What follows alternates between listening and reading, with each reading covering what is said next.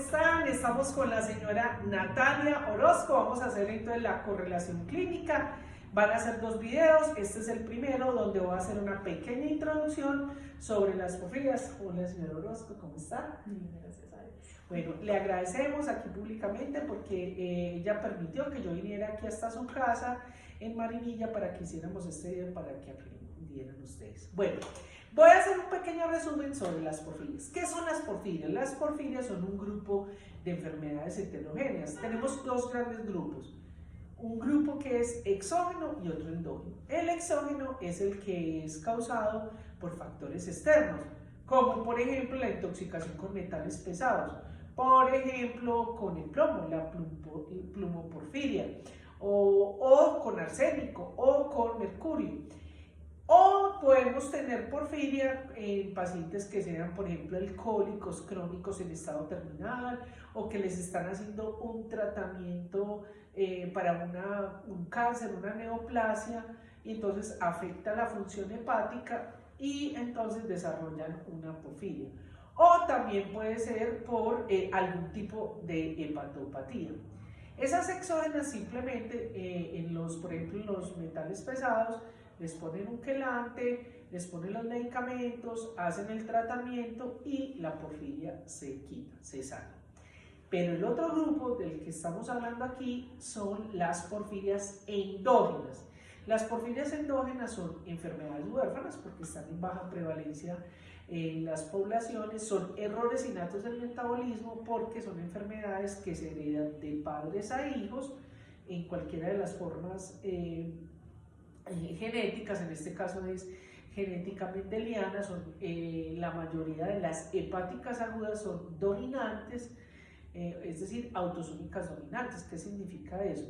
Que para que se herede la enfermedad con cualquiera de los 2 padres que tenga la característica, los hijos la pueden tener. Muy importante ahí decir que es posible que los padres de la señora Orozco ninguno tenga porfiria. Entonces, ella es hija del lechero. No, sino que cuando estaban en la embriogénesis, cuando ella estaba ya en forma de morita, hubo alguna error en la embriogénesis y ella hizo una variante o una mutación genética en ese gen, pero a partir del individuo que tenga el cambio, en este caso la señora Orozco, entonces sus descendientes pueden tener la enfermedad. No estamos diciendo que fue el caso de ella porque no sabemos cómo son los padres. Bien, entonces esa enfermedad es heterogénea porque tenemos varias formas. No todos los pacientes tienen las mismas manifestaciones clínicas. Estas enfermedades son del metabolismo. ¿Por qué? Porque están involucradas con la síntesis del grupo hemo. Recuerden que nosotros tenemos una molécula que es el hemo, la conocemos sobre todo en la hemoglobina, pero el hemo hace parte de muchas moléculas, como por ejemplo la mioglobina o la familia de los citocromos P450, muchas enzimas, las que nos defienden de las virosis, de las infecciones bacterianas. En los procesos de inflamación se gasta ese hemo. Por eso es que cuando hay alguna de estas situaciones donde se gasta el hemo, ellos pueden sufrir una crisis aguda. Bueno, ¿a qué se deben las manifestaciones clínicas que ellos tienen? Porque debido a que alguno de los trabajadores de esa síntesis, es decir, alguna de las enzimas está deficiente, parcial o totalmente, entonces se interrumpe la vía y se acumulan los precursores, o sea, la materia prima para hacer ese producto final que es el hemo, el anillo tetrapirrólico, la protoporfirina 9 más hierro, y entonces se acumulan esa materia prima, que es el ALA, el ácido aminolebulínico, y el PDG, el porfoirinol. Pero también se pueden acumular los isómeros de porfirina. Los isómeros de porfirina, sobre todo en las cutáneas o en las mixtas, ¿cierto? Como ya lo vamos a ver, se acumulan esos isómeros de porfirinas que tienen tropismo sobre todo por la piel, porque no son solubles en agua, pero también afectan los riñones, el hígado, ¿cierto? Por eso estos pacientes hay que hacerles un monitoreo permanente de este tipo de sustancias. Entonces, básicamente las manifestaciones clínicas se dan por el ALA, el PBG y los isómeros de porfirinas. El ALA y el PBG tienen tropismo por el sistema nervioso, por eso las manifestaciones son del sistema nervioso. Ahí tenemos que recordar que hay dos grupos dentro de las endógenas, que son las porfirias hepáticas agudas y las porfirias cutáneas. Las porfirias hepáticas agudas son las que producen crisis agudas que están relacionadas con el sistema nervioso. ¿Cuál sistema nervioso? Todo, ¿cierto? El periférico, el motor, el autónomo y el central. Y el cutáneo, ¿cierto? Tiene manifestaciones cutáneas que pueden ir desde enrojecimientos, eritema, edema, ampollas bulosas, hipertricosis y hiperpigmentación. Nos vamos a centrar aquí sobre todo en las porfirias hepáticas agudas. Las porfirias hepáticas agudas son 4, la de la ala deshidratasa, la porfiria intermitente aguda, la coproporfiria hereditaria y la varicata. Esas 4 sufren manifestaciones del sistema nervioso. Recordemos que la porfiria más frecuente de todas las porfirias es la porfiria cutánea tarda, pero dentro de las hepáticas agudas es la porfiria intermitente aguda. Entonces, vamos a hablar de las manifestaciones clínicas. Entonces, el 80% de los pacientes tienen, una de las manifestaciones más frecuentes son el dolor abdominal.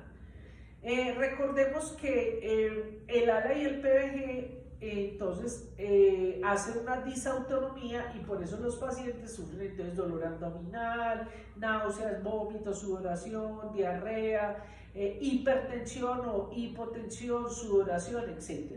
¿Cierto? Es parecido a lo que produce no, es una disautonomía, parecido no, es una disautonomía, solo que provocado por la porfiria. Sin embargo, tenemos pacientes que se han ido a cuidados intensivos sin tener un dolor abdominal, para que lo tengan en cuenta. ¿Y por qué digo esto? Porque todavía existe el paradigma en nuestro sistema, en nuestro personal de la salud y también en otros lugares del mundo donde consideran que si un paciente no tiene un dolor agudo, un dolor abdominal, no tiene una crisis aguda. No, las crisis agudas es cuando cualquier parte del sistema nervioso es atacado y va aumentando en el tiempo. Entonces, también pueden atacar el sistema periférico y motor. Entonces ellos tienen fatiga, se caen fácilmente, mialgia, les duelen los músculos, artralgia, les duelen las articulaciones. A veces ellos tienen mucha energía en la cabeza, pero el cuerpo no les da, ¿cierto? Pueden tener también algunas, bueno, ya había dicho, debilidad muscular, fatiga crónica, bueno. Y también pueden haber manifestaciones del sistema nervioso central, que tanto las periféricas y motoras como esta a mí me preocupan mucho porque ellos se acostumbran a vivir con esos dolores y esas manifestaciones, y cuando se produce la crisis, dependiendo los factores precipitantes que tengan, entonces cuando ya toca el sistema nervioso central, ustedes tienen que prender las alarmas, porque fácilmente el paciente se puede complicar, irse a cuidados intensivos y fallecer. Entonces, ¿qué sucede en los central? Entonces, en lo central puede ser desde lo legal que tienen depresión, tienen comportamientos autistas, comportamientos como si tuvieran trastorno afectivo bipolar, o sea, a veces están súper alegres y a veces están súper tristes. Si usted le dice que está muy linda, se pone triste. Si le dice que está fea, se pone alegre. Es muy bizarro. Pueden tener alucinaciones, pueden escuchar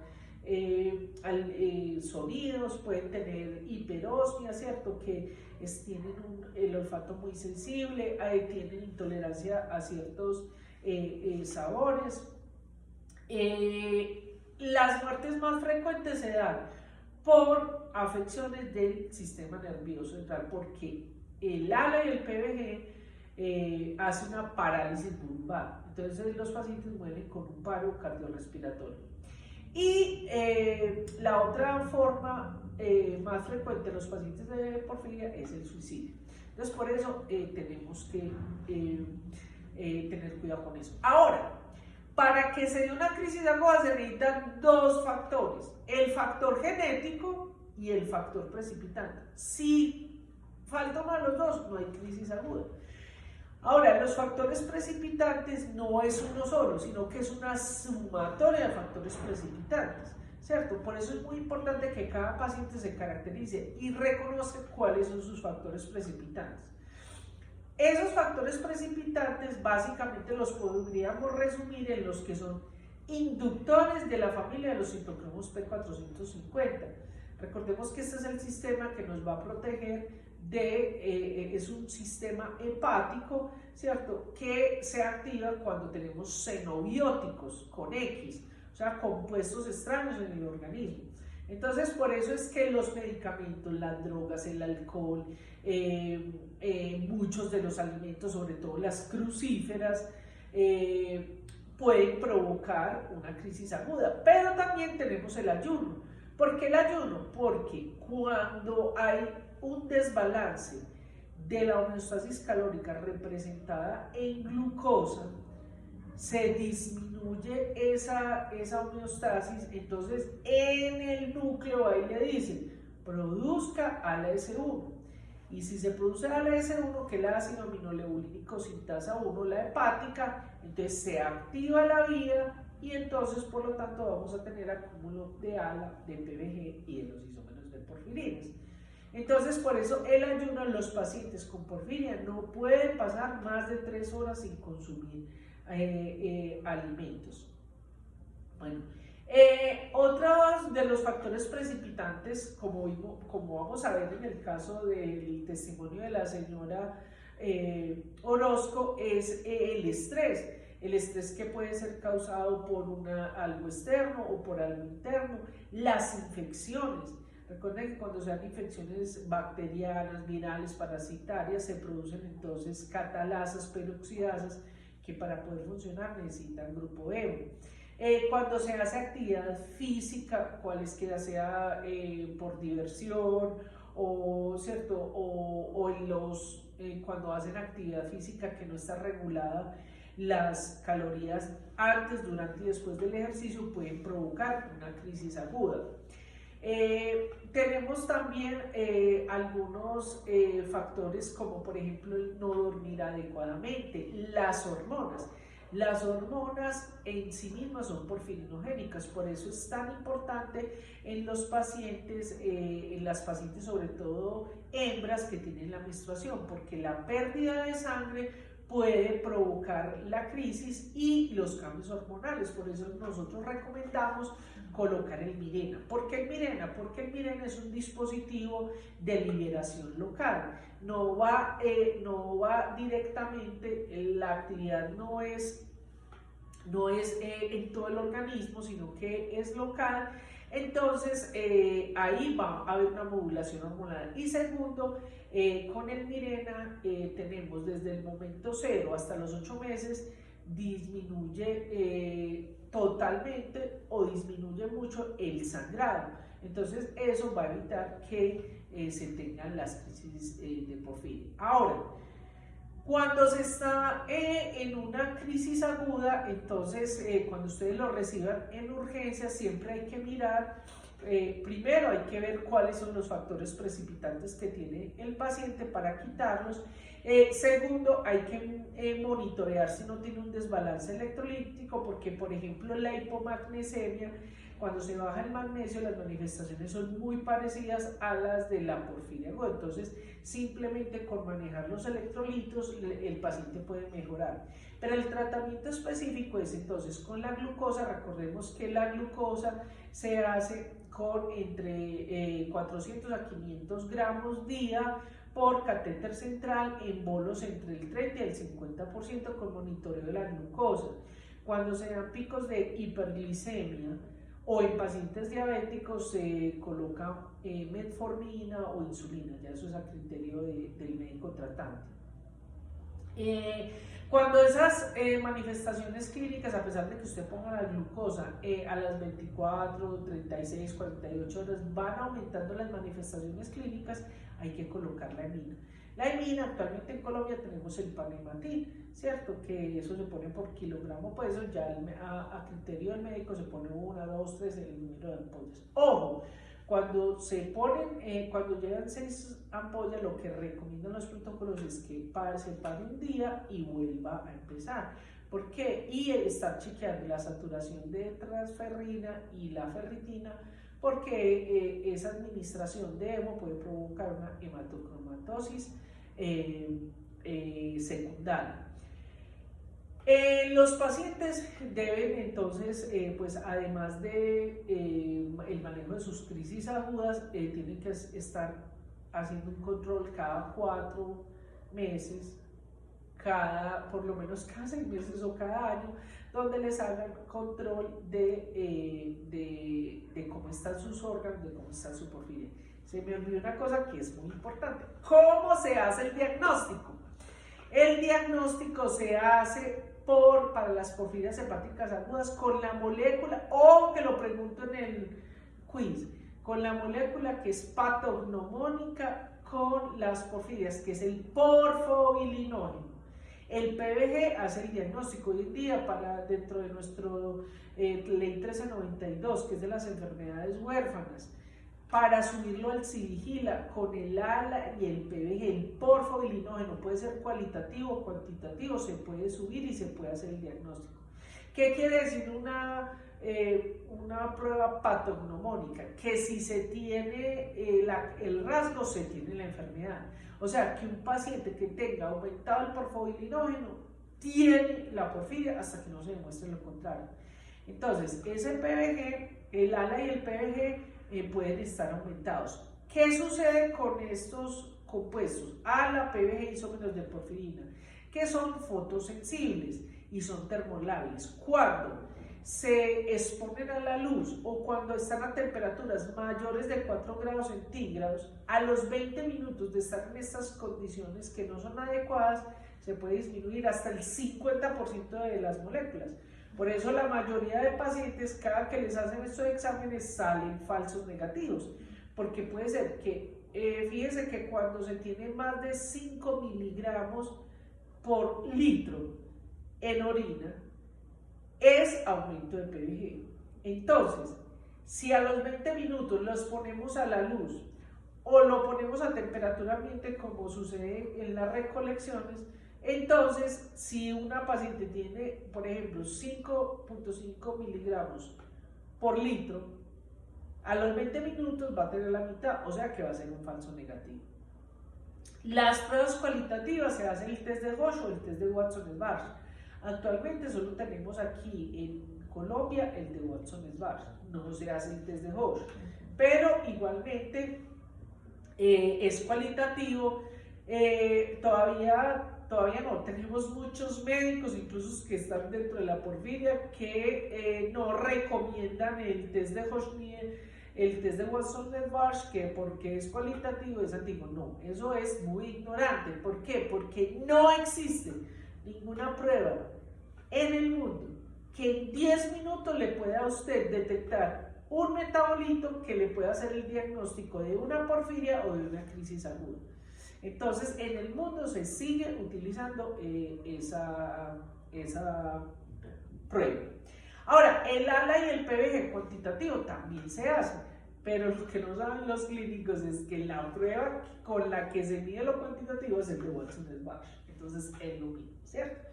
Los isómeros de porfirina no los tenemos en el país, generalmente los toman y los mandan al exterior. Igualmente, los isómeros de porfirinas son sensibles a la luz, a temperaturas mayores de 4 grados centígrados y a los cambios de pH.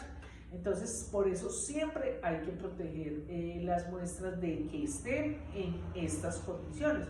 Por eso, cuando se toma la muestra hay que mantenerla refrigerada y hay que mantener la tapa de la luz. No basta con los tarros naranjas que vende, hay que envolver en papel aluminio, en una bolsa negra, en papel carbón, bueno, en cualquier cosa que inhiba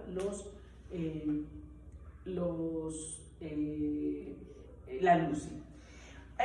Otra cosa importante es que en Colombia para el diagnóstico está solo para la porfiria intermitente aguda la determinación de la actividad de la fosfobilinógeno desaminasa.